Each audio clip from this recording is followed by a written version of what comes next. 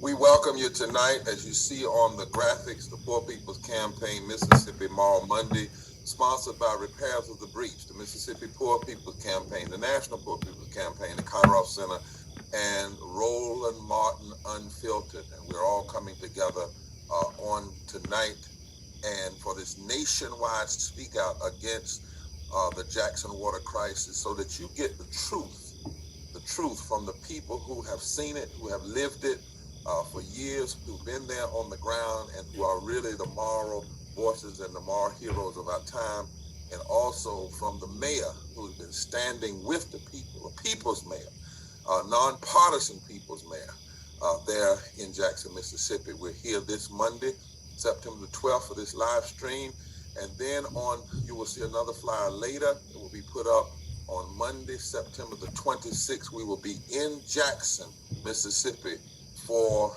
a Mississippi Moral Monday about the Jackson crisis. Clean water is a human right, and we're calling for a fix that should have been done years and years ago to be done now, and for the fix to be done and not the fix to be in. Not trying to fix the narrative, blame the people, blame the mayor, but to fix the problem in Jackson. As we bring up now the screen with all of our people on it, the flyer will go down. Thank you so much. I want to open tonight very simply because I want to get to these families. There is a scripture that I think brothers and sisters from Jackson and all over the world, and Mayor and Roland and Liz, that is so befitting in Danielle at this moment. I was reminded of it riding down the road to D.C. 2 Kings, chapter 2. The people of the city said to Elisha, you know, Elisha was a preacher. He said, "Look, our Lord, this town is well situated, like Jackson, well situated, a hub of the South, as you can see. But there's a problem. The water is bad, and the land is unproductive." Elisha says, "Bring me a new bowl." In other words, stop doing the same old stuff, the same old blame, the same old denying. He said, "and put some salt in it." So they brought it to him. Then he went out to the spring and threw the salt into it. In modern day time, the salt might be the Federal Corps of Engineers. The salt might be listening to the plan that the mayor has. The salt would be doing something. This scripture text shows an action has to be taken. Rather than trying to blame the people, an action has to be taken. He threw the salt in and he said to the water, "This is what the Lord says. I have healed this water." So poison water is immoral. Poisoning people's water is sin. It's sinful. It's wrong. It's unrighteous. And those of you who are working and fighting to have the water fixed, you're on the side of righteousness, on the side of morality. He says, "I have healed this water. Never again." That's what we want to hear. That's what the mayor's working for. That's what these families want. They want it fixed so that never again will it cause death or make the land unproductive. And verse 22 says, "And the water has remained pure to this day, according to the word that Elisha has spoken." That text tells us water doesn't get clean by itself.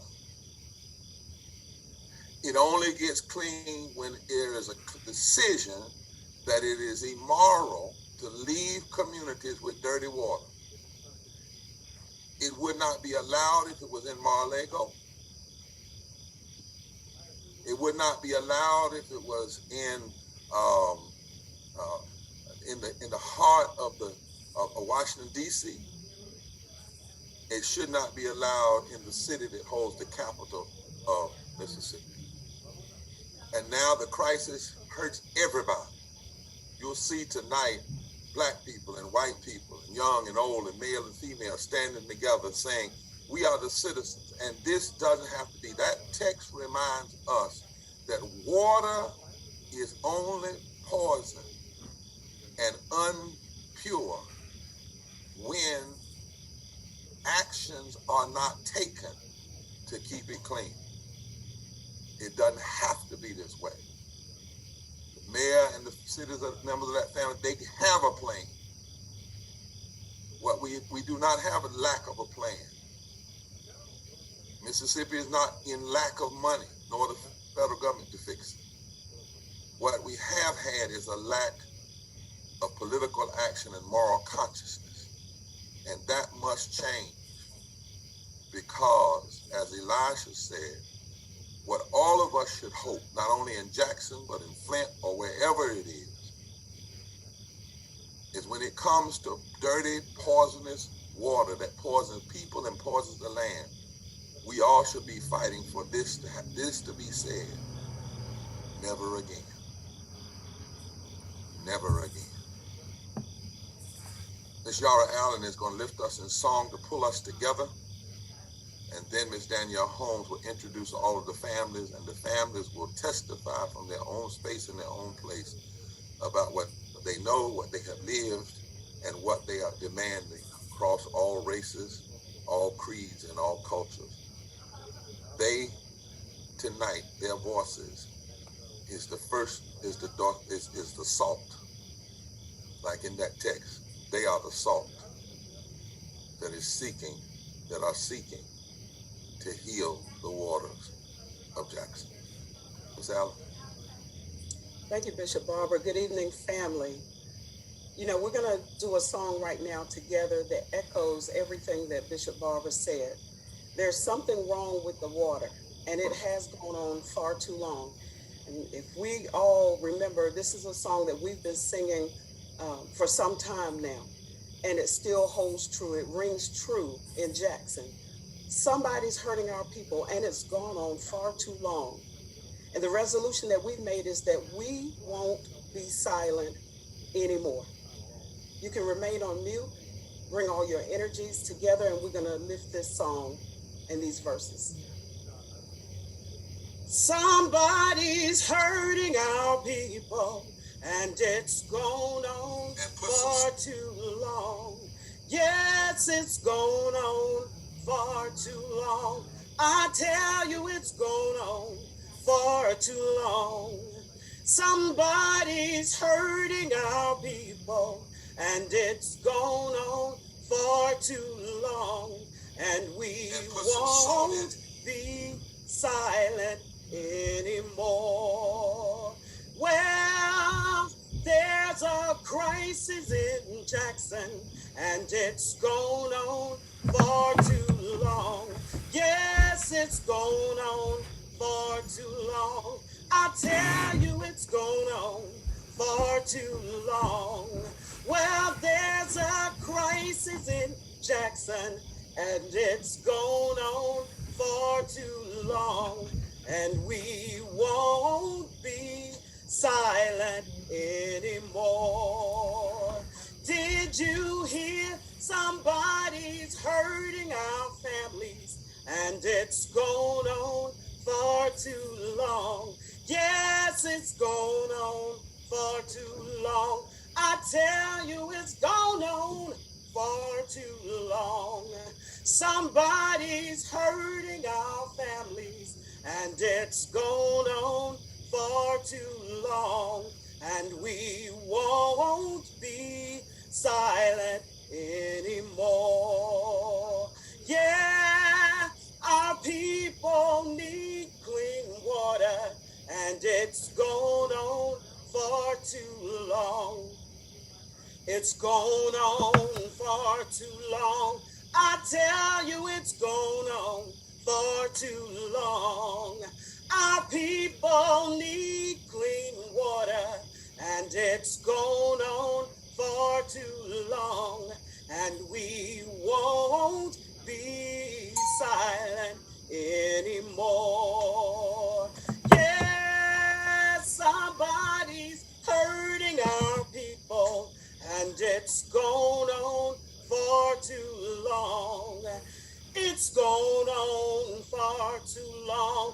I tell you, it's gone on. Oh, somebody's hurting our people, and it's gone on far too long. And we won't be silent anymore. And we won't be silent anymore. And we won't be silent anymore.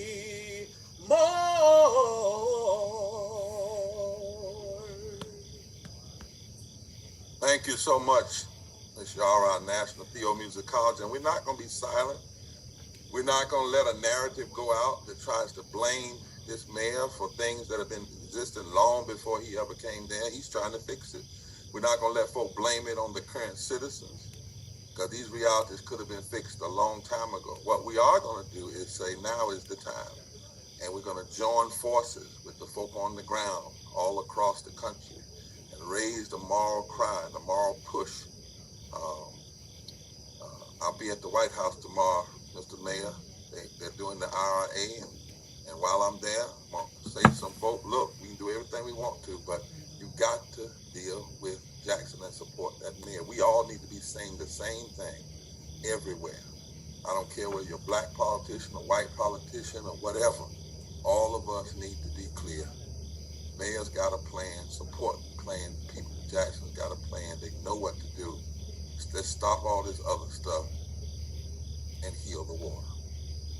Danielle, if you would introduce these powerful families who've been living this. They are our moral heroes and sheroes, and then we will hear from them. After we hear from them, I'm going to ask Reverend Dr. Liz Theo-Harris, who's in place now, to respond to what she hears from them. And then we're going to have Brother Roland Martin to interview the mayor directly. Thank you all so much. My name is Danielle Holmes. I'm a national social justice organizer, Affairs of the Breach, and work with the Poor People's Campaign, a national call for moral revival. I too share in this very same pain as every individual that's on this call from the city of Jackson. And I want to just take the time out to thank you all for coming on the call, and for not only just coming on the call, but for being boots on the ground during this water crisis. So we forever thank you all. Thank you all so much. We need, I'm so hopeful. I remain hopeful tonight because our voices are being nationalized. And I want to just start off by introducing impacted speakers tonight. First starting with my sister, amazing sister, Rukia Lumumba, who will lay some foundation on why we're here tonight, as well as share her own impacted story. We have Dr. Scott Crawford, Danica Samuels, Chris Ellis, Brooke Floyd, Penelope Barnes, Curtis Nichols, and our very own Mayor Antar Chokwe Lumumba. Mayor Chokwe Antar Lumumba.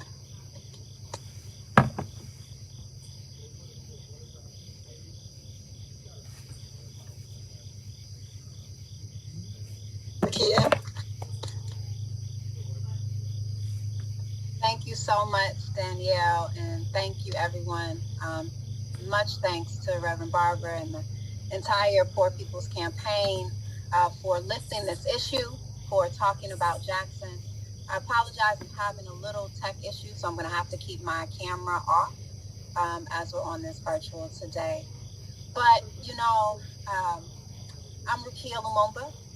I am a longtime resident of Jackson, Mississippi, and a member of the People's Advocacy Institute, as well as the Mississippi Rapid Response Coalition, which is led by so many amazing organizations, including the People's Advocacy Institute, the Mississippi Poor People's Campaign, One Voice Mississippi, the Immigrant Alliance for Justice and Equity, Alternate Routes, Mississippi Moves, Operation Good, Strong Arms of Mississippi, Mississippi Black Women's Roundtable. I'm going to say their names, y'all, because these folks have been working hard. Southern Poverty Law Center, and over 30 partner organizations that came together to mobilize communities across Mississippi to provide rapid response support in times of crisis, whether they're caused by natural disasters or infrastructure failures. Today's water crisis has been decades in the making. And I know I don't have a lot of time, but my story is the story of Jackson. It's the story of Black residents, of poor residents, of residents who, since 1970, saw both a significant drop in federal funding as well as intentional state divestment in Jackson's growing Black population, all in an effort to expedite white flight to avoid school integration. This is where it started, right? It also started from a willful neglect, an understanding of the importance of infrastructure in the first place. When we talk about a budget, you'll often hear my brother Chokwe and Tar Lumumba, Mayor Lumumba, talk about a budget as a moral document. Well, it is. And if we care about the wellness of our people, then we care about all of the ways that we stay well, including having clean water. In order to do that, we have to build our pipes. So this is what we've been experiencing in Jackson. Jackson has had plans in place. There's a narrative out there that there are no plans. There's a narrative that residents are just sitting on their butt or Black leadership is just sitting on their butt. But the reality is that Jackson has had plans in place for its water system since 1997.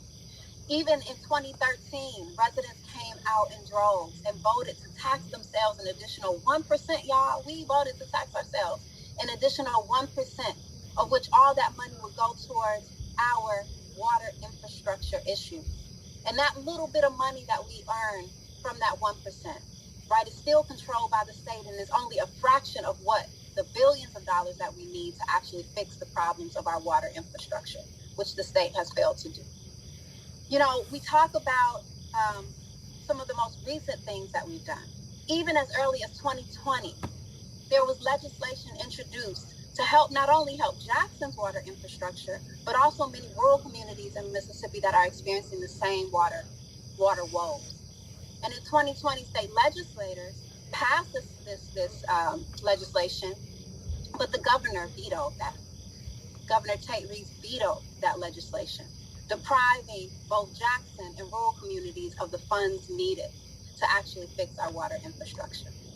So, you know, to not take up too much time, because there's so many more people that I want to hear from on this call who've been doing this work, who've been experiencing the pain and the suffering of not having water, not to be able to brush your teeth easily, not being able to take baths at different times, not being able to take showers, always having to boil your water. I remember as a child having to boil water. This is how long we've had this problem, and it's only gotten worse. So not only have Jackson leadership and the people of Jackson been patient, we've been self-sufficient. We have always acted responsibly to take care of our water needs. But it's very hard, y'all, to maintain a crumbling plant with no relief. We did not cause this problem, but we have been the only ones working to fix it, and it is about time for our state to do its part. You know, so I just thank everyone for being on this call today. I thank everyone for pushing and all of the water that has been sent our way, whether it's because a person in Arkansas or as far as Tennessee got in a car and filled their car up with water and dropped off, 20, 30 cases to us, or whether someone got together with their community and sent an 18-wheeler down the water. We so thank you for your efforts, and we say, free the land. Thank you. Free the land, clean the water. Can we say it like that? Free That's the land. right. Free the land, Clean the water. Clean the water. In the water. Let me make sure we're here, because people are listening from all over. We have over hundreds of cross posts. Two things I don't want people to miss, and Dan, if you don't mind, I just want to make sure that people testify, draw out a couple of things. My sister, Lumumba, said there's been divestment. Y'all need to hear that. Divestment, both federal and state, way back into the 1970s, connected to the issue of integration. And then I think I heard you say that you all taxed yourselves. The money, however, is controlled by the state. Then there was legislation in Mississippi that was passed by Mississippi state legislature that would have not only helped Jackson, this predominantly Black, it would have helped rural communities as well. And the governor vetoed that and blocked that legislation and that money from coming. Did I get those points right? Because I think it's important for folk to hear this. And then I heard you say there's been a plan in place since 1997. So we're unpacking a narrative here a misnarrative, a disnarrative that has gone out. And so thank you for those facts. I just wanted to pull them out. And if I've got any piece of that wrong, just correct me right now, because I don't want to be loud and wrong. Well, let me say this. There have been several plans to be issued since 1997 or earlier. And I think that it's important to note that each one of those plans come at a cost. We have engineered plans that cost hundreds of thousands of dollars. And so when this narrative is saying Jackson doesn't have a plan, but for the fact that we've commissioned several plans and we're continuing to spend money where there's no return, that is what becomes an issue. But we'll get into that. We'll get into that with Roland. Yeah. But that's important, Mayor, for folks to know that. Not only do you have a plan, the plans were paid for. That's what the mayor's saying. Somebody paid, the citizen paid for the plan paid for by the tax dollars.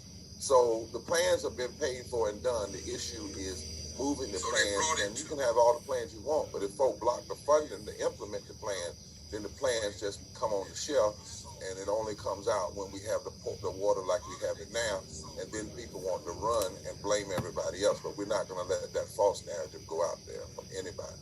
Because I heard I saw somebody say if Jackson can't take care of his water, then like, no, Jackson knows what to do. Jackson has known what to do. Jackson has put it forward. That's not the issue. Who's next up? The family. Danielle. Next up, we have Dr. Scott Crawford. All right. Thank you. Doctor, share with us in 3 to 4 minutes your perspective. Thank you, Bishop Barber. Thank you, Mayor Shockley. I appreciate everyone being here tonight. My name is Dr. Scott Crawford. I've lived in Mississippi off and on since 1975, since the mid-70s, and I've been in Jackson proper since late 2006, continuously. Jackson's infrastructure woes didn't begin overnight.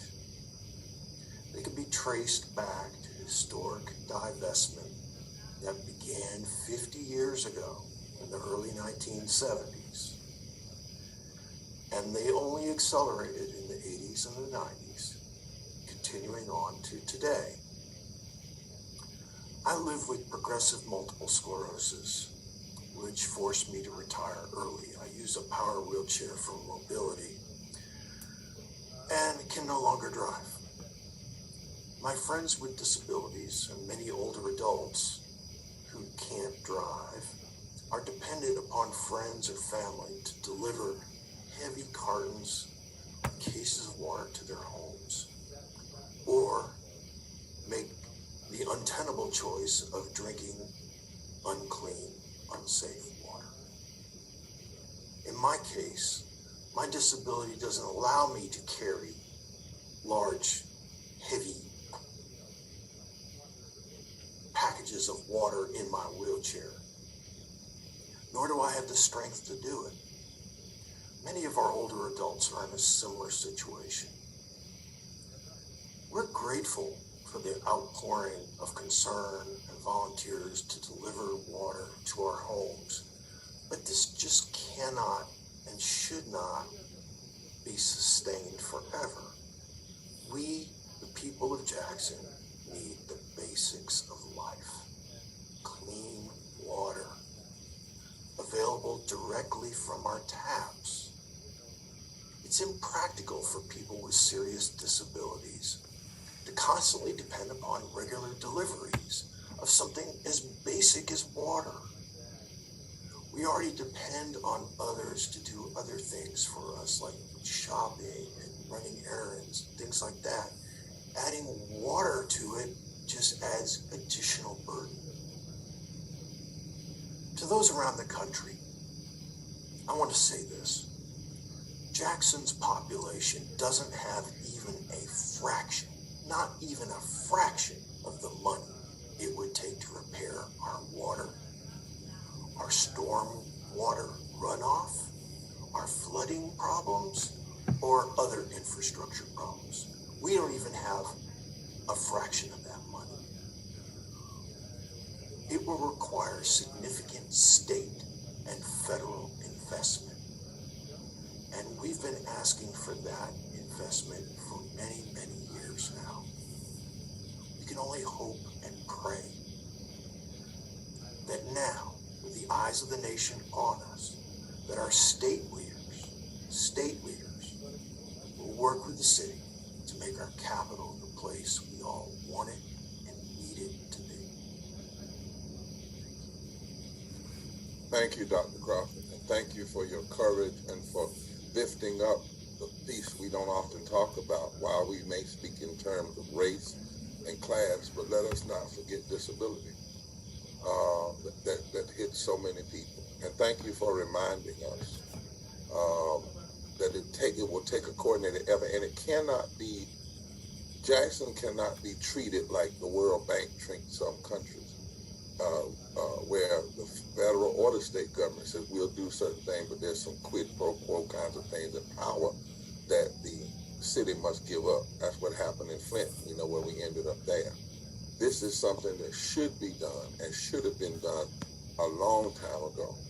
And it's important that you continue to lift this narrative, as you said, while the eyes of the nation. And everybody that's listening, we should all say, I'm Jackson. Because it's not only can it happen here, it's happening other places. They just don't have the spotlight on them. And so we should see this and say never again and stand with the citizens of Jackson.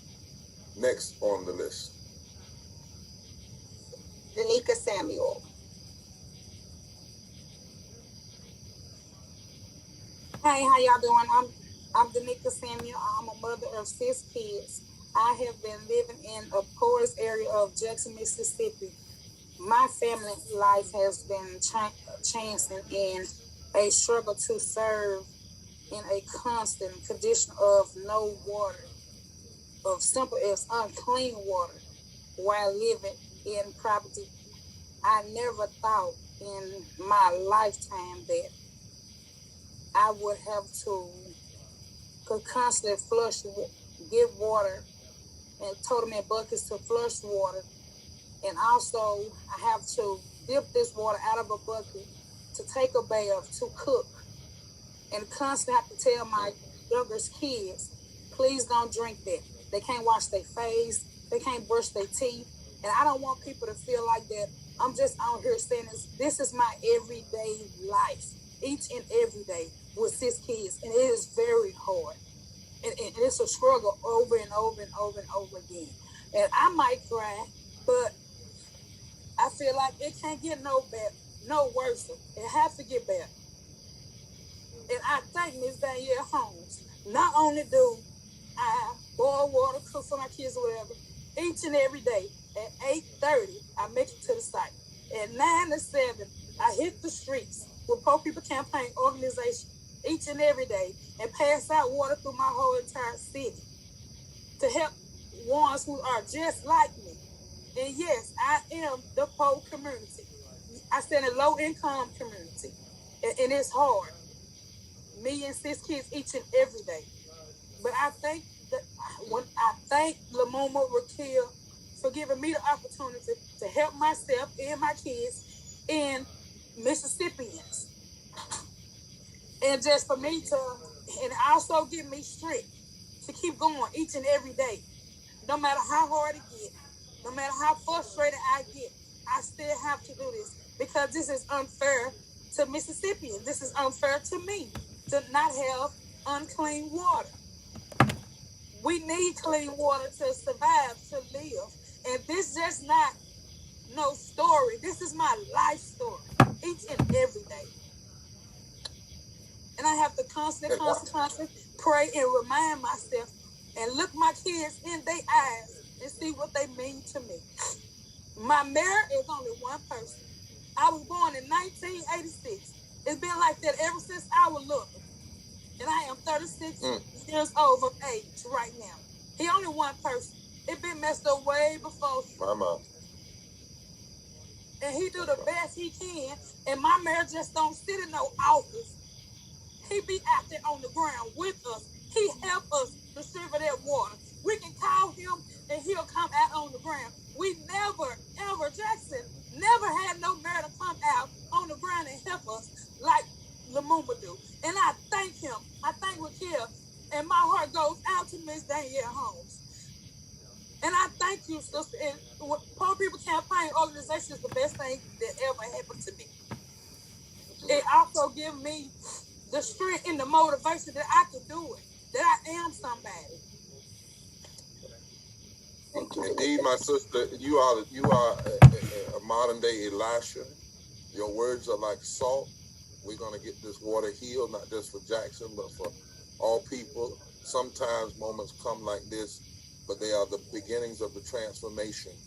And voices like yours are the most powerful. I think you hear that emergency siren on my computer. It's amazing to me that as you were speaking, that siren started ringing, because we do have a moral emergency. We've got a water emergency. We've got a political emergency. We've got to free the land and clean the water. Don't you give up. Don't you back up. That's why before the next speaker, we want people to know, I don't know if you have it yet, you can put up the flyer. We're coming to Jackson for Mississippi Mall Monday, not to highlight me or anybody, but in our Mall Mondays, we highlight the people on the ground. Is that right, Danielle? We only use those to lift up the people. That's one of the things different. We drive the media to the people. And so we're coming, and we're going to be inviting folk from all over the nation to join nonviolently, prayerfully, moral cry. Put it back up, please.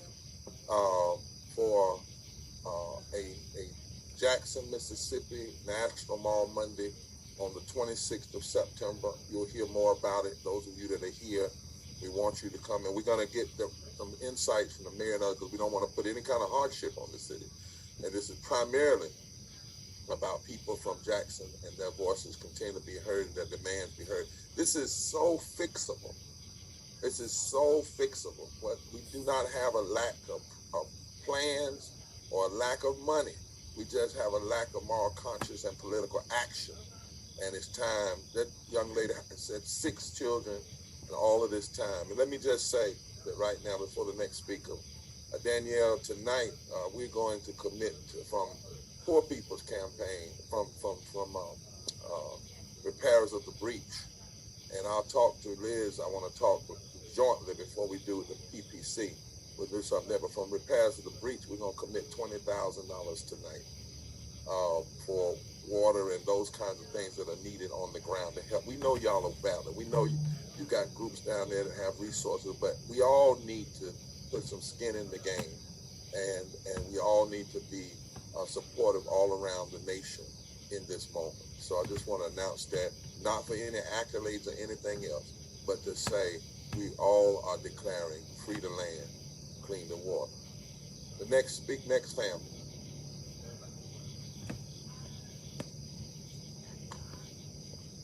Next family is Chris Ellis, Mr. Chris Ellis. Mr. Chris Ellis. Hi, my name is Chris Ellis. My wife, Stephanie, and I moved to Jackson a little over 4 years ago after we just fell in love with the city.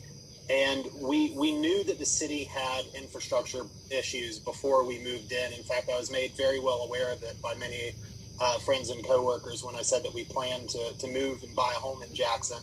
And we were advised, you may want to look in other areas. No, we love Jackson, and I'll tell you why. As we were walking through the neighborhood that we bought our home in, there was a huge pothole in the middle of the road. And all the neighbors said, oh, that thing's been there forever. What the neighbors did was they put a big Christmas tree in there, and they decorated it for Christmas. And what my wife and I saw in that was that we found a city full of people who can find joy in sorrow, a city full of people who can look at the situations around them and say, let's find joy where we're at right now, but let's also claw our ways out of it, right? So in that time, in the time since we moved here, we've seen a lot of those issues get resolved. We've seen roads be repaved. We know that the city's invested in doing this. We know that the city has put a plan in place to get the water issues taken care of. You know, we've been told by the media, well, there's no plan in the city of Jackson. And they said, well, actually, here's this 5-year plan that was already sent out. Oh, okay, well, it's only 5 years out. And we watched to see those goalposts. We watched those goalposts move, right? So suddenly it's only a 5-year plan, and somehow that's not good enough. So it's been very frustrating for us to see while we are having to buy water and bring it in from out of the area. We have had Kentwood water delivered to us for several months now after receiving these notices for a long time that says your water has lead and copper in it. that may not be safe to consume. And, you know, we're thinking about ourselves bathing in this. We're thinking about babies being bathed in this. And say that one more time. Say that. So slow down. I want you to say that for the media and other people that are on the line. And for me, y'all, we're going to be Roland Martin and the mayor be interviewing in just a minute. But say, what did you say? I want folks to hear that. You said what kind of minerals? We've been getting these notices. Now, I grabbed this from just a pile of them that I had. This one happens to be from November of 2021.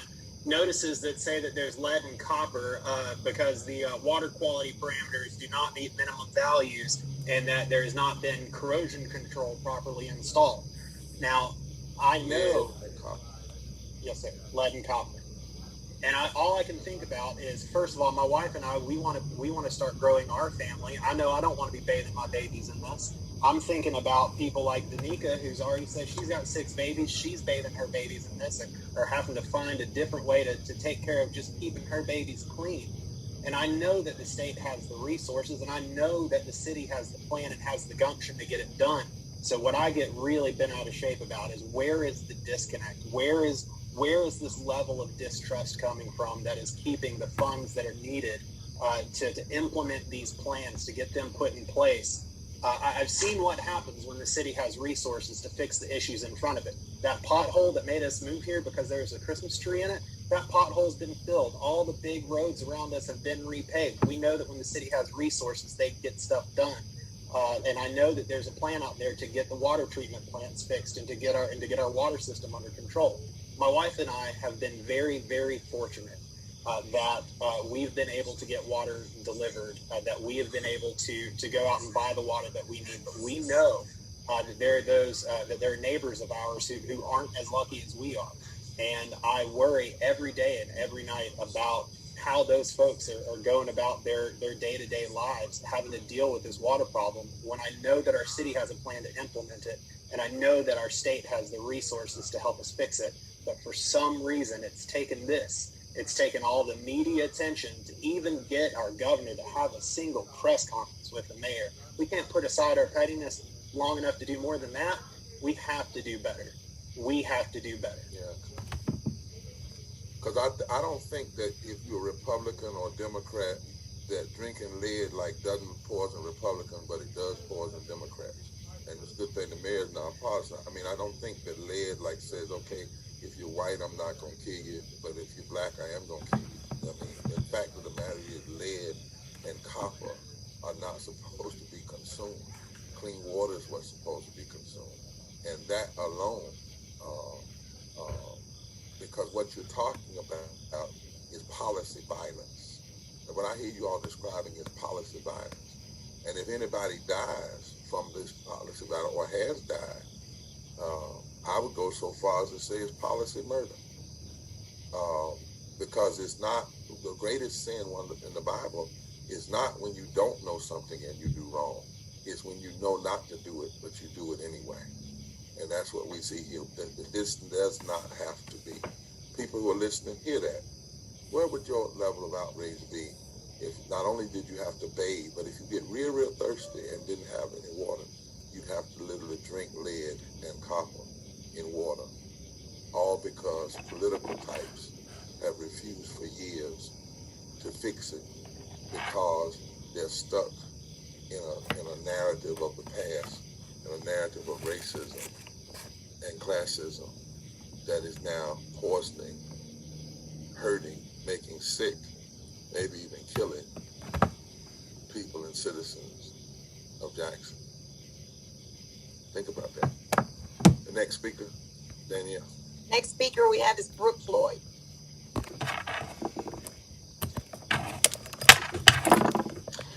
Good evening. Resident of Jackson. My children attend the local school district, JPS. My family loves this city, and we are committed to staying here. This is our home. As a mother of 2 young children and a longtime educator, I know all too well the strain Jackson's water crisis and continuing water and sewer issues has put on all of our families. The added stress of having to boil water just to cook and wash dishes, and the added cost of having to purchase drinking water for our families. For some of us, those costs combined with added plumbing costs due to the city's aging infrastructure have been in the thousands. The stress of worrying if the water is safe while pregnant and during our children's developmental years can be overwhelming. The closing of our schools due to water and sewer issues puts even more of a burden on our already overwhelmed families. Our city, like others in this state, have been denied support for years for our aging infrastructure, and we know why. We deserve clean water, a basic human right. We have been denied this for far too long. All we are asking is for the state to do what is right and support all of its citizens. We are the capital city, the city with soul. We deserve clean water, not privatized water. Our water supported and repaired by our state. We are Jacksonians. We are Mississippians. We deserve, no, we demand the state and the federal government fix our aging infrastructure and restore clean water to the residents of Jackson, Mississippi. Thank you. Thank you for putting in the room that you're just asking for a basic human right. It's not some extra. It's not people begging for something. It's basic. And thank you for putting in the room. We need it to be fixed by the places where we pay our taxes to and not privatize. Because when you privatize water, you know what happens? The same political people that kept it from being fixed then turn around and get paid to fix it. Because when it's privatized, a lot of times the folk that end up getting the bids for those things are the very people that support the people who were in office who should have had it. You know, we don't need that game being played in Jackson. We don't need it being played in any city around this country. We should never have to depend upon private services for clean water. It's a basic human right. It's a basic demand of democracy. Next speaker. Are there any other families? Yes, next speaker up is Penelope Barnes. Hello. Hello, my name is Penelope Barnes. I'm a low-wage worker. I am formerly incarcerated, and I'm from Mississippi. I currently live in Jackson, Mississippi, and I've been here for 2 years, right out of incarceration. I'm affected by the water crisis here in Mississippi, in Jackson, because water is a human right. Clean water is a human right. And as of right now, I feel like my right has been violated and taken away from me, because the simple fact of it is I can't even bathe, brush my teeth, wash my hair, do the things that us people, human people, are supposed to do. It's like the people that care for us is trying, but then you got people that's trying to push it all away. Hey, you and they move, turn your We hear her. We hear her. You good?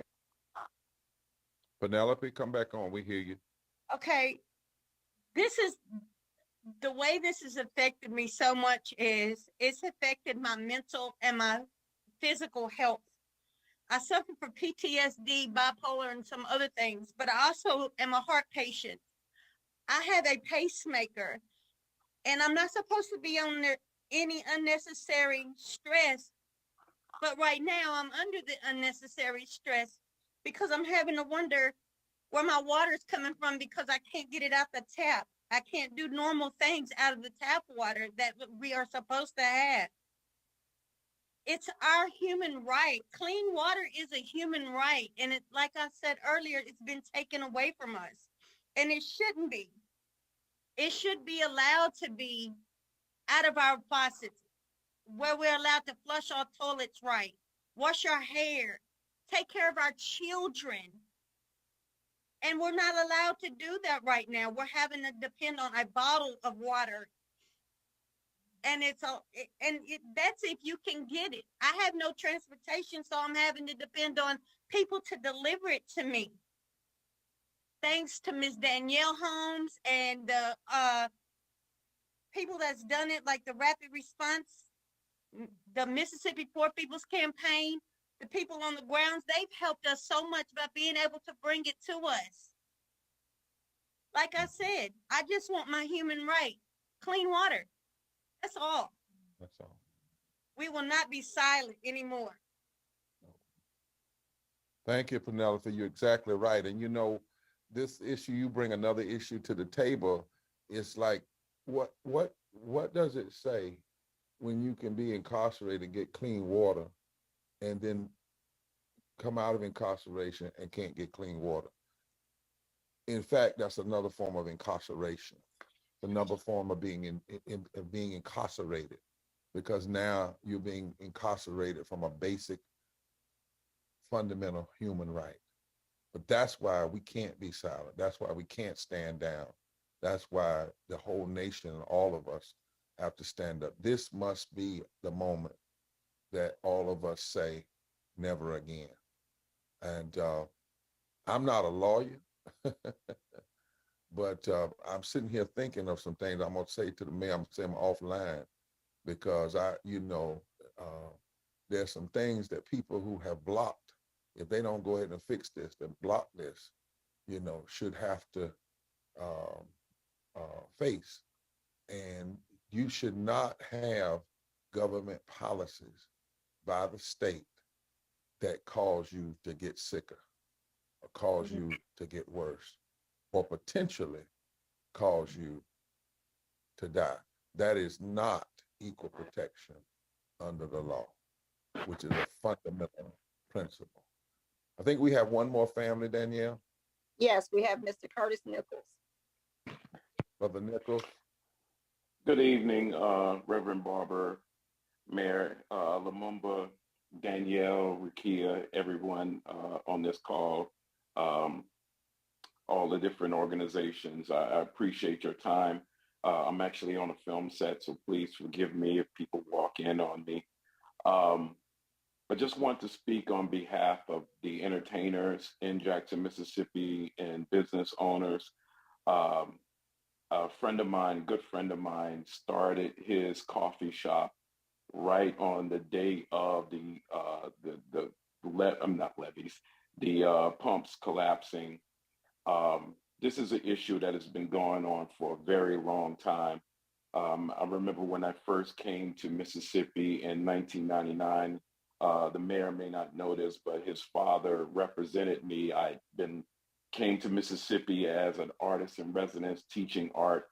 And there was an individual in Texas that murdered a police officer, and his name was similar to mine. And so his dad had to come to my rescue. I was in jail for 3 months before they realized that the other guy's name wasn't even spelled the same as mine. And his dad represented me pro bono and took care of that for me. When I moved back to Mississippi about 10 years ago, it was because of the people of Jackson, Mississippi that drew me there. I had more resources in Philadelphia and New York. However, I didn't have the human resource of Jackson, Mississippi. And since being there, what I've seen is some form of sabotage.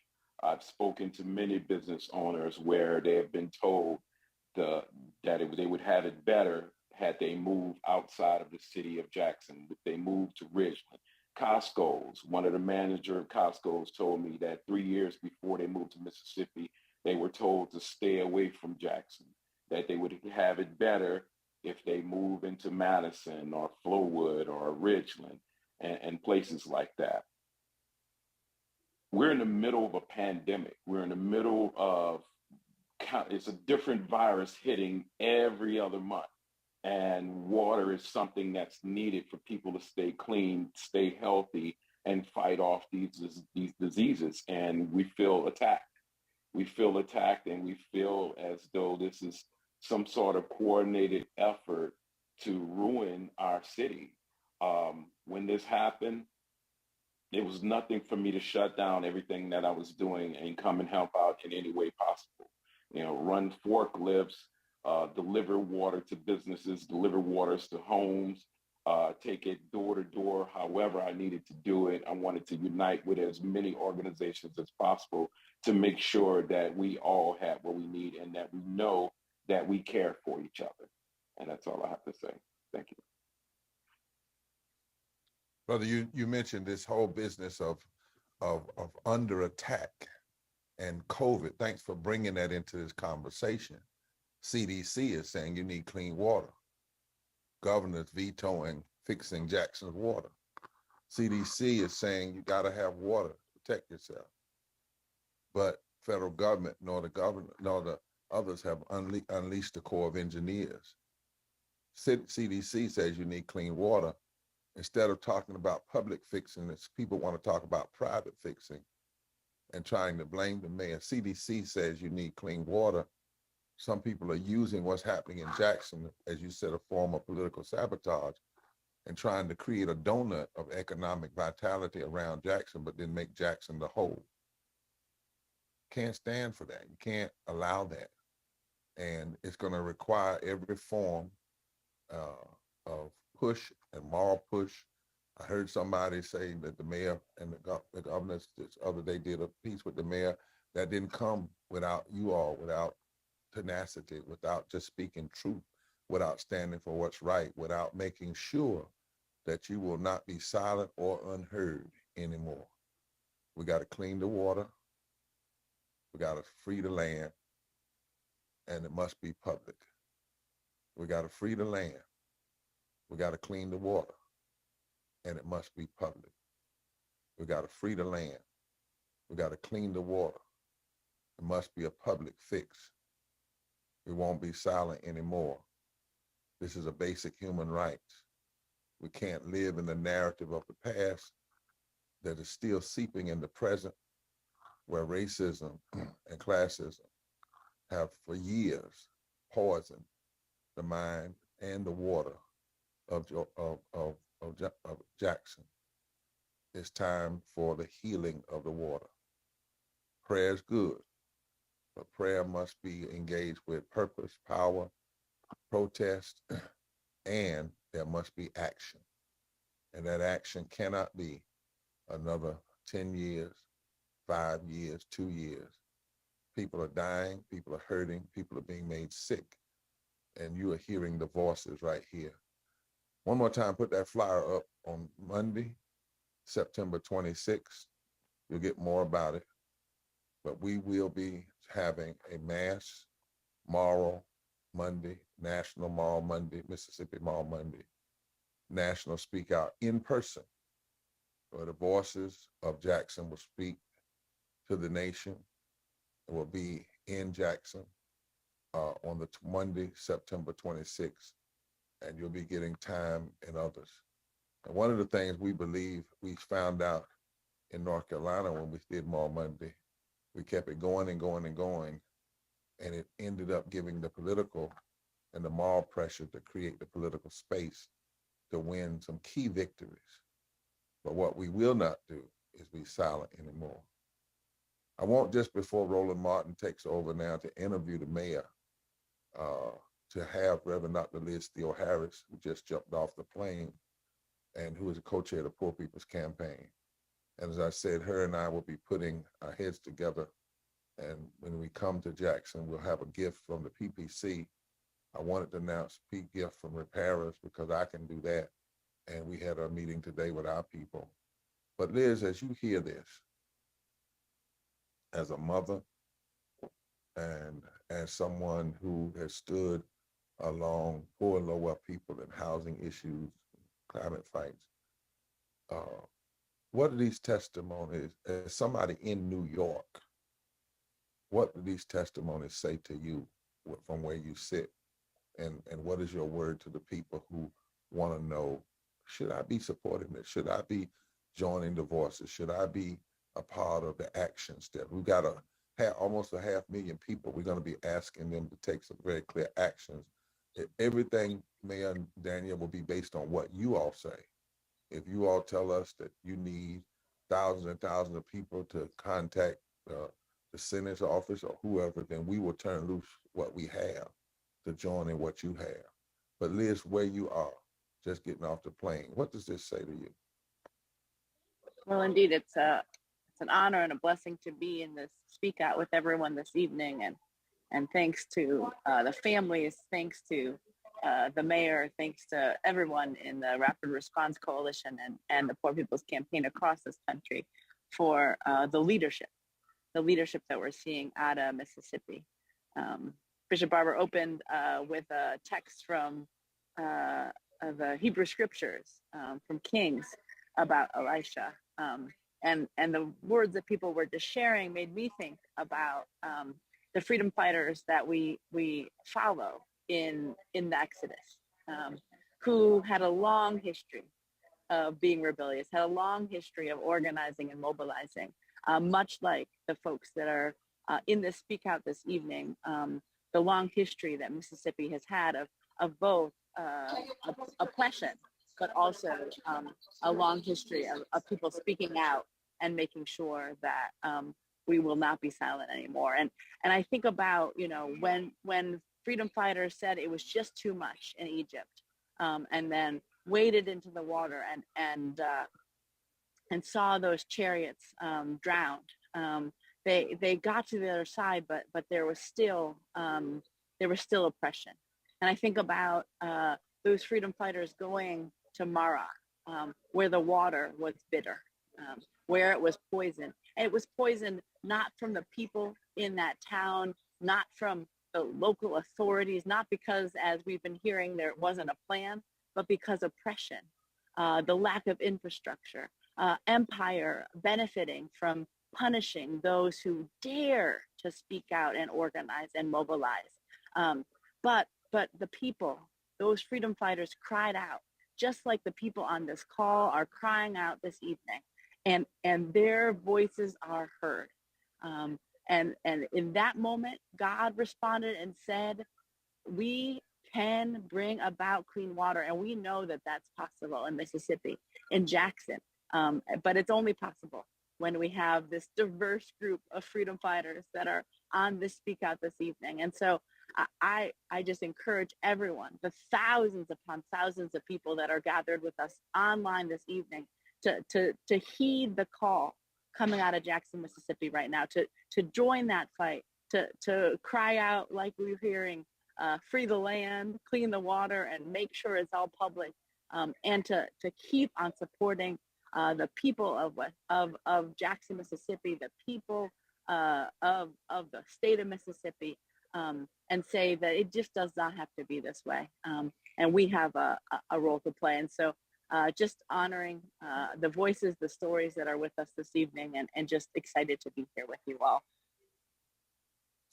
Thank you so much, Reverend. And thank you for reminding us, whether you're Muslim or Jewish or Christian, water, the symbolism of water plays such a significant role. And to not fight for clean water is to actually not be on the side of righteousness. And one of the things I said to Danielle, when we come down, we want to spend some time, because I want to call on clergy now, whatever your faith is. Clergy have to be, we have to use our pulpits and our voices and support the people and the mayor. We must be the salt put in the water. We must not allow the water to remain bitter. What every religious tradition somehow uses water as a sign and a symbol. And so there must be a call for justice that's like water, righteousness like a mighty stream, flowing not only out of pulpits on Fridays and Saturdays and Sundays, but in the streets and in the political suites. And again, when we come on tomorrow, Monday, September 26th, those are the voices you'll hear, we promise. And we are calling on people to put all of their voice, their face, their tears before the nation. We're driving all of this in the media, because that's what's going to turn. Even the water of our tears, Rachel or Penelope or Sarah or Scott mourning and saying, we will not stop crying out about this until it is fixed. You cannot stop it. You cannot. There'll be people say, oh, no, there must be a unending cry and an unending demand all the way through. Your tears, your righteous anger and indignation, your Fannie Lou Hamer moment. I'm sick and tired of being sick and tired about this poison water. Must be our constant mantra. Free the land, clean the water, and it must be public and never private. My friend Roland Martin is on. Roland Martin Unfiltered, doesn't pull any punches. And he's going to interview now Mayor Lumumba and talk to him, and also carry this. You know, Roland is a major news voice who tells the stories and brings the truth that others do not dare to tell or to say. And Roland, I love you, man. Thank you, Alpha brother, for being here tonight. And you can take it on now. My fellow Alpha brother, I appreciate that. And of course, this Kappa mayor, he knows how we roll. He knows how we roll. But looks like he's wearing the proper colors tonight. That appears to be a little black and gold he's wearing tonight. Don't be trying to look for some red and white. I see you. All right, let's get right into it. Mayor, first off, I saw you on Face the Nation yesterday, and we played a clip on my show because that was one of the residents. She posted a video over the weekend showing there was brown water still coming out her faucets.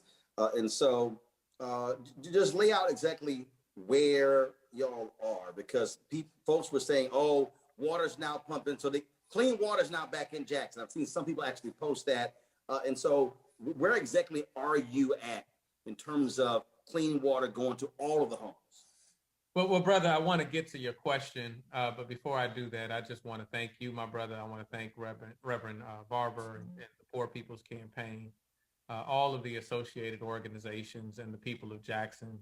I would be remiss if I didn't say I absolutely love y'all, and that means a great deal. Just listening to the people, I can't tell you how that affects me. And I'm going to do this quickly, but I also, when I think about 2 Kings, I think about the story of Elisha and his servant when the Armenian army was surrounding their encampment, and his servant was worrying, and so Elijah asked the Lord to open up the eyes of his servant so that he could see the mighty army of God that was in fact with them. And the scripture ends by saying, they that be with us are far greater than they that be against us. And I think that's appropriate in this moment to know that they that be with us are far greater than they that be against us. Fast forwarding to where we are, water pressure has been restored, best we know it, to all residents of Jackson. We are still asking residents. This is based on what we see, checking not only the pressure coming out of the treatment facility, but also things like testing fire hydrants across the city. Those are the indications. But if there is a resident or families that do not have it, then we've been asking that they let us know. There have been investigatory samples that have been happening at the water treatment facility to see what is coming out, right? We're not ready to do the official samples because we know that, when the flood came in and the chemistry of the water changed, that there was not fully treated water that was pushed through the system. And so part of that is the time game of waiting for that to push its way through the system before we could be confident that the test can move forward. But let me say this, brother, we've been here before, right? We've been here where we've been able to, in the short term, remediate the issue of low water pressure. We've been here before where we've been able to lift boil water notices. And then what has happened in the past is that because that is no longer a looming threat or a present threat in that moment, then those that are speaking about it and talking about they have issues from leadership positions, suddenly back away from the responsibility and leave us to contend with it. And so it leaves us in my administration or the people saying that, we know that this system is still fragile. We know that the capital improvements have not been made. So it's not a matter of if this is going to happen again. It's a matter of when this is going to happen again. And to date, people have been quite satisfied with just allowing it to happen time and time again. I had the EPA Administrator Michael Regan on my show last week, and one of the things that he talked about, and I had one of the Poor People Campaign folks on today, where they said, hey, the way to put pressure on the state government is to say, unless y'all send money to Jackson, we're not going to send any money to you to the state.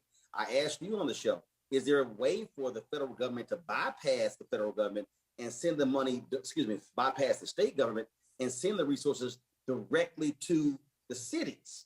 Mm-hmm. Well, let me say this.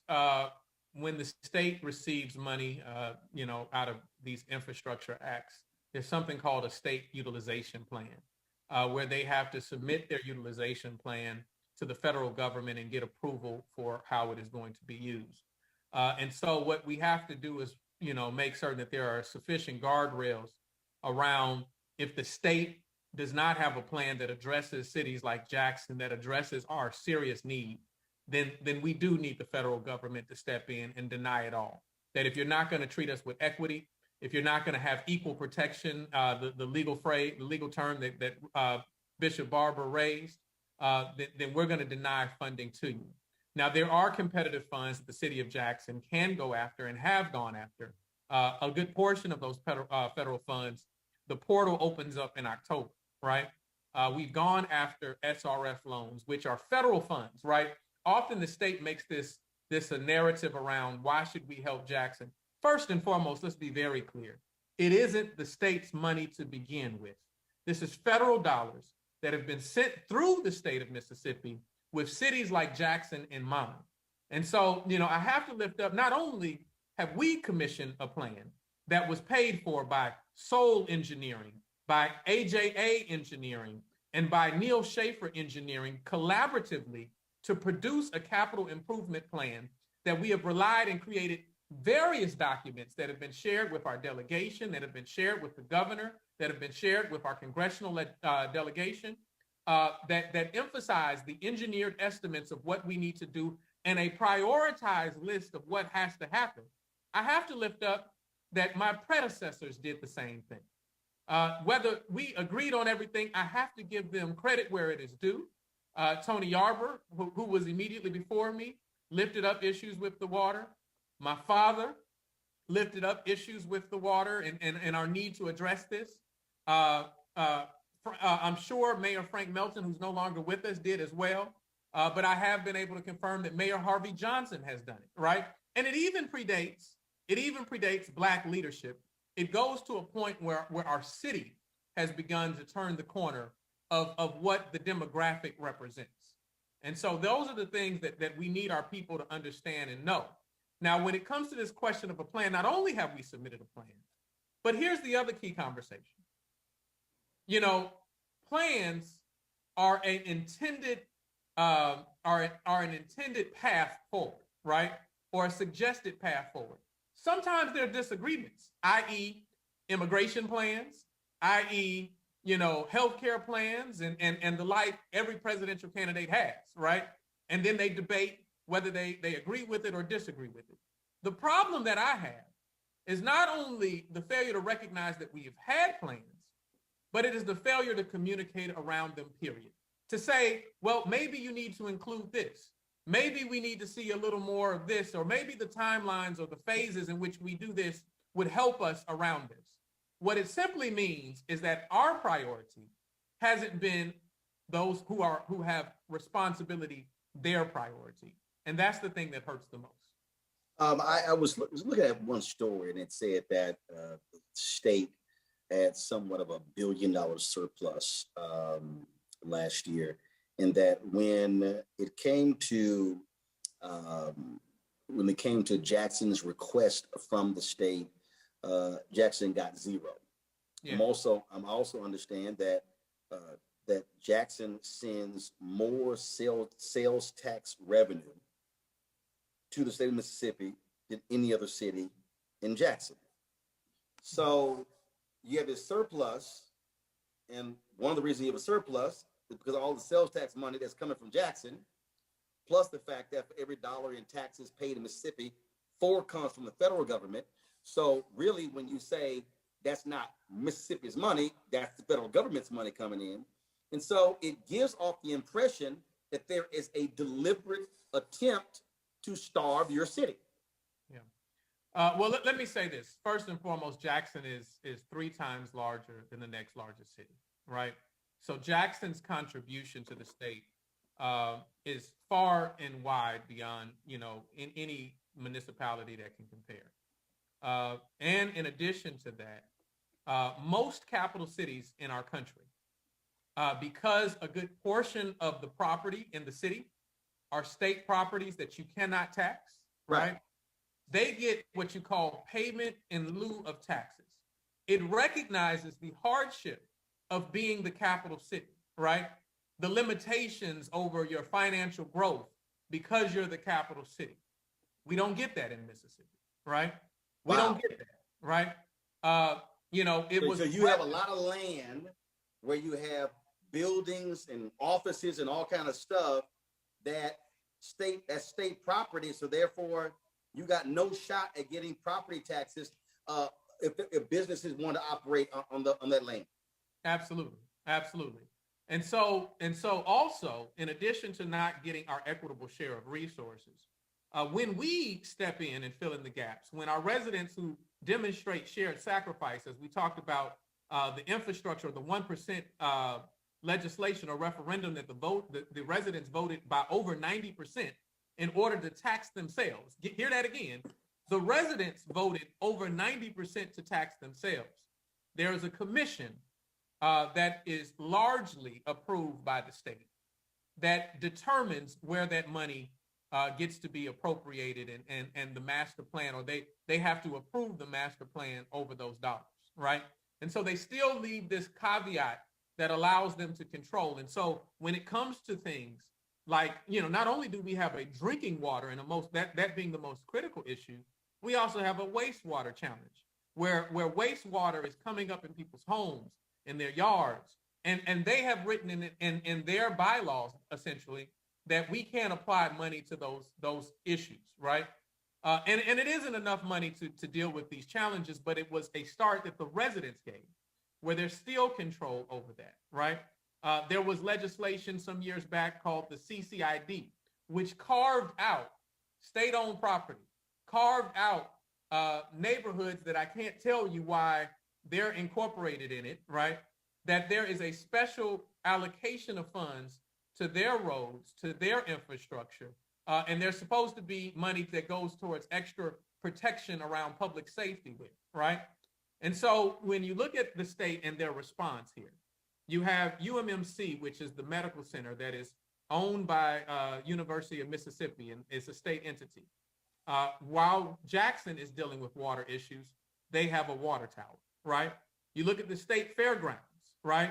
While Jackson has a problem, they have created a well that services them for water so that they don't have to deal with those issues.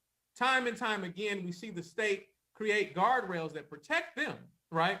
But don't protect the citizens of Jackson. And even if we said, hey, it's just about we have to protect our own assets, which is not a forgivable piece, then what about Jackson State? Jackson State University is a state-owned entity. They don't have a well that is run by the state, right? And so these are the issues that come up time and time again. And so my fear is this, is that when our people are going through the most trauma, we don't want them to reach for a solution that actually puts them in a worse position than where they are. We've said free the land, clean the water, and make it public. We have to explain to people why it has to be made public. Because first and foremost, when you privatize the water, companies aren't coming in order to run that and invest in it because they have some benevolent purpose, right? They're doing it because they're trying to get a profit. And the only way that they can make that profit is to raise the price on poor people who already have affordability challenges.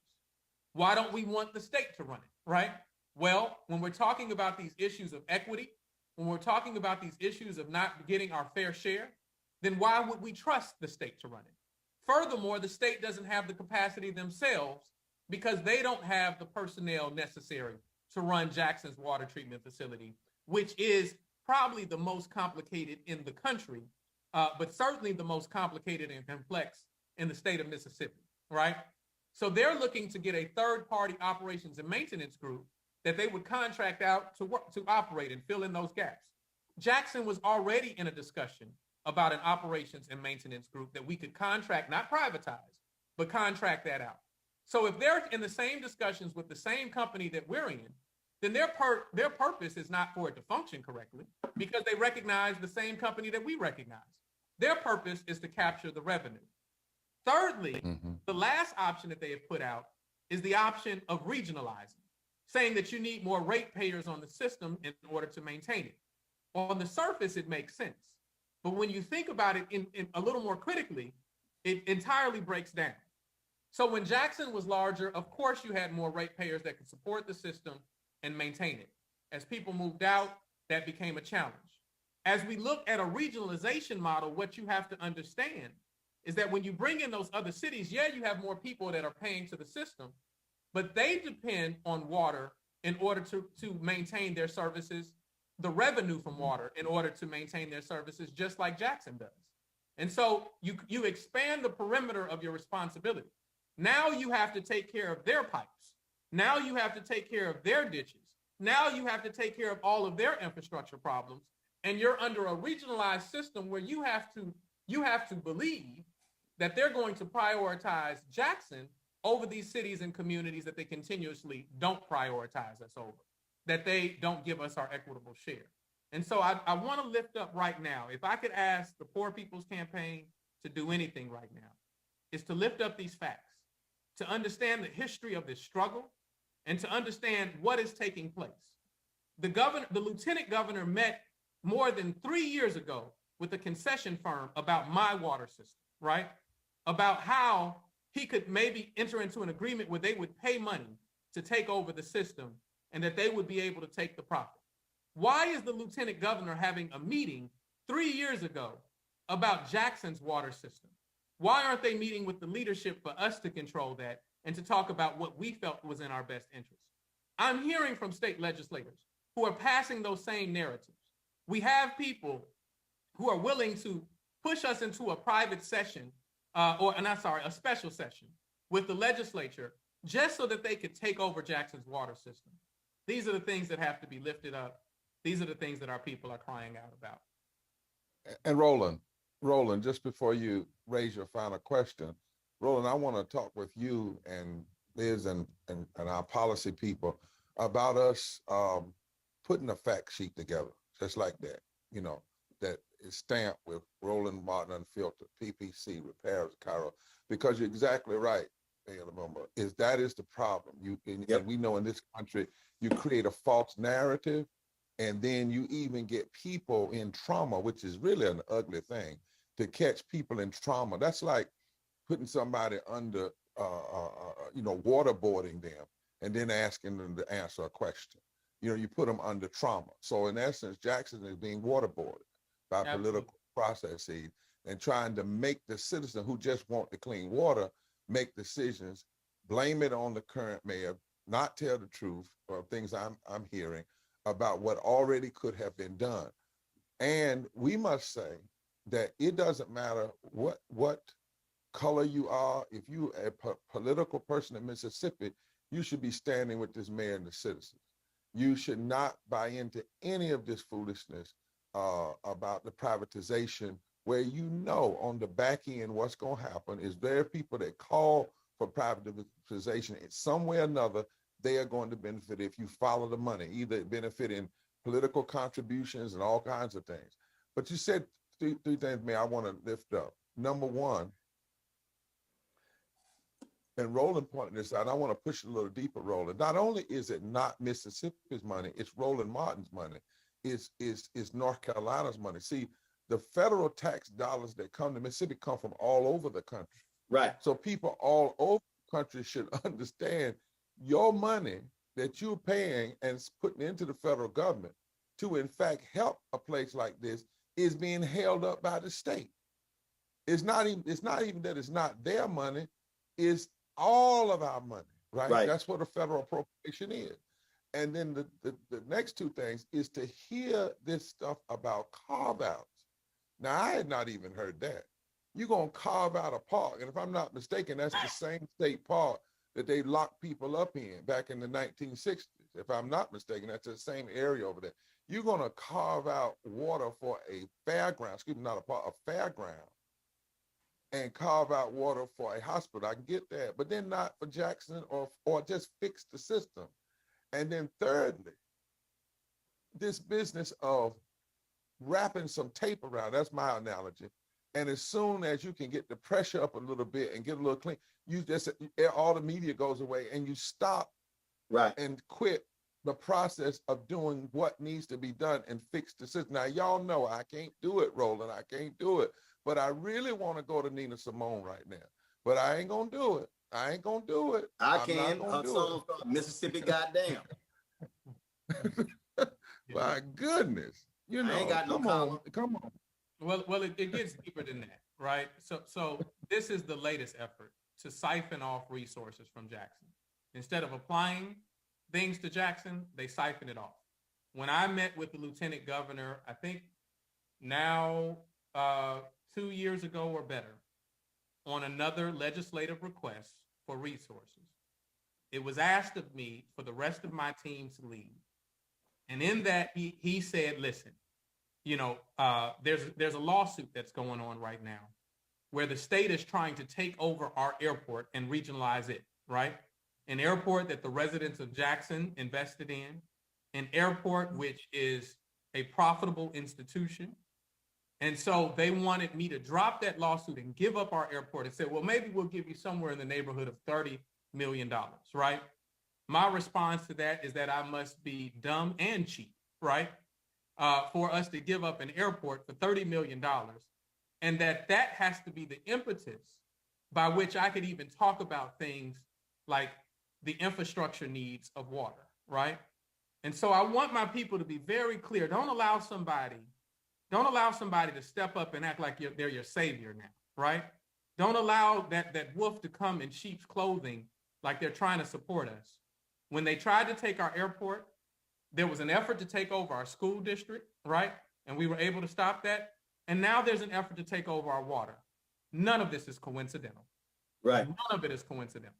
And so just people understand, just like in Georgia, they have been trying, Republicans in the state have been trying to take the airport out of the hands of the city of Atlanta, knowing full well that is the greatest economic engine in the entire state. And so that's really what we're dealing with. Reverend Barber, you're absolutely right. You know, the nation's first Black newspaper, Freedom's Journal. I got the mural in my office. It was March 16, 1827. They said, "We wish to plead our own cause. Too long have others spoken for us." And so the reason these points are critically important, I had conservative, commentator, radio host Eric Erickson out of Atlanta. He goes, "Well, the reason Jackson has this problem is because they haven't been collecting the bills, collecting the payments from the folks in the city." And I replied back, I said, "Well, Eric, that's a lie. I got the mayor on my show right now. Why don't you book him on your show and talk to your conservative listeners and get the facts?" Mayor, I doubt you probably heard from Eric Erickson's staff. I have not. That's what I'm talking about. Not to my knowledge. So the reason Black-owned media is important, reason I'm fighting for more of the ad dollars, is because when they control the dominant airwaves, they get to set the narrative. And then people go, "Well, I saw so-and-so on, and they said this. That's how this thing is played." And so, yeah, those facts are critically important. And what it also does is it forces these clueless mainstream media people to actually have that sheet and say, "Now, wait a minute, Mayor, did y'all try to take this? Did this meeting happen? Did this happen?" That's what is needed because, yeah, they've created the impression that Jackson, Mississippi's leadership is incompetent. They can't collect money, don't know how to take care of water. And so they need a savior to come in to fix their problem. And I saw this privatization deal, and I've covered city government and county government and state government. And whenever I hear privatization, Reverend Barber's absolutely right. That's a private company coming in to make a significant profit on the backs of what is supposed to be what government is supposed to be providing for its citizens, which you pay for. Absolutely. Yeah. Absolutely. And many times, if you check the back end of that company, somewhere you're gonna find political support, political dollars, Donation. all kinds of stuff going in, donation, friends and families with contracts and all that kind of stuff. And Mayor, lastly, you know, we're gonna get this piece done. We're coming, you know, because like you said, it doesn't matter if tomorrow all the pressure was restored and the water was coming out perfect. That's not the fix. That's just a temporary piece. What has to happen is what you have called for. And I think also, Roland, you know, we've tried tonight to say, look, this whole mess started because of racism. But look, now it's poisoning black folk, white folk. Look at the diversity here. And other outlets won't do that either, Roland. They won't many times show that the collateral damage. That's right. And this is a mayor of a Southern American city that's trying to care for all of his people. And we know there's so many, we don't even get into the dynamics of politics and demographics and what's going on in these cities in the South and why there's so many problems. What we need to see is that this fight over Jackson's water is bigger than Jackson, but it must, it's about Jackson. It's about power. It's about resources. It's about life. It's about death. And I may, when I get there, or I may call you, I want to talk to you. I don't even want to say it right now on this line about another possible legal angle, because I'm very serious about this business. And we've got people researching it within the Poor People's Campaign, some of our folk. What do you do when policy produces death and you can actually prove it? It's not just speculative. If policy murders, what do you do with that? And we're looking at the law in a lot of ways of how to get at that, because it can't just be dismissed. Yeah. Somebody gets hurt, somebody gets sick, stuff is not benign, and somebody dies. We already know, even with clean water, 700 poor people die every year, every day in America from poverty, 250,000 people a year. I want to talk to some of the other, Danielle and us, others on the ground. But listen, our time is about out tonight because of what we planned. We're going to put it back up. It's going to be Monday, September 26th. You'll get the time and all soon. Mass National Mall Monday, Mississippi, sponsored by all of the persons you heard Sister Lavoma talk about on the ground, along with repairers, Poor People's Kairos Center. I know Roland is going to be there. I know we're going to talk. We're going to run this. We're going to push it out. This is not a one event. This is not about personality pushing. This is about building a platform for the people to speak and refusing to let this issue get off the table. How dare somebody say to the mayor, you give us the airport and we'll kick you a little kickback of money over here. That's just not only, as you said, dumb and cheap. It's just outright wrong.